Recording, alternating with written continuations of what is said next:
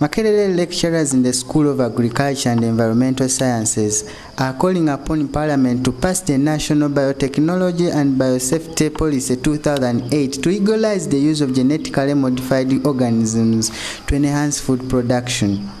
To feed our population right now, rightly, under natural conditions, we might increase fertilizer, do the good agronomic or whatever, it will. But that's when we are 40 million, 50 million, 60 million. When we start becoming 100 million, 200 million, honestly, this won't be enough. According to Professor Rubahayo, GMOs are only intended to develop disease-resistant crops. GMOs are only developed where there is no any other alternative. Like we have bacterial wilt in bananas. Now, in the entire genome of the bananas, we don't have a gene to resist bacterial wilt. But in sweet pepper, there is a gene which resists that bacteria. So what we do, we get the gene from the sweet pepper, which people are already eating, and put that gene in a banana. Now, people say then the banana is bad. Why do you eat the gene in the sweet pepper? But when it is moved from sweet pepper to banana, you don't want to eat it. But what happens when the DNA of the plant is manipulated? I think the biggest problem is that we are beginning to manipulate the DNA of the plant. But to be able to manipulate the DNA of the plant, you are giving power to what you can do.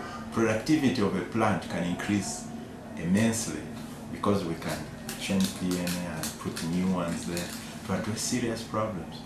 Some of the serious problems like diseases, virus diseases that have come on cassava and bananas don't have another way of solving it unless we find new technology.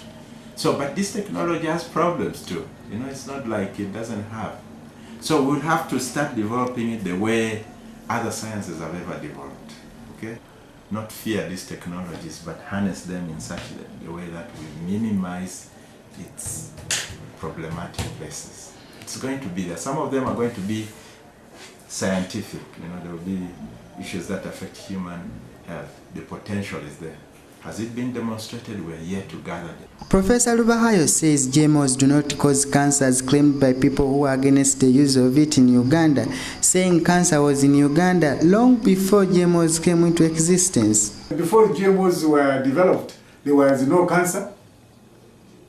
The Cancer Institute in Mulago has been here for a very long time, and there was no GMO. However, Dr. Edema admits the effects of GMOs.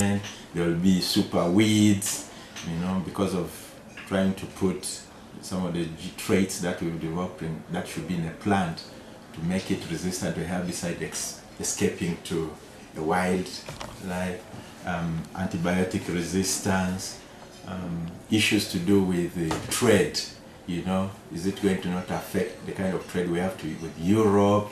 All those threats are there. They're well laid. Whether Parliament will legalize the use of genetically modified organisms, there must be a way of feeding the growing population in Uganda.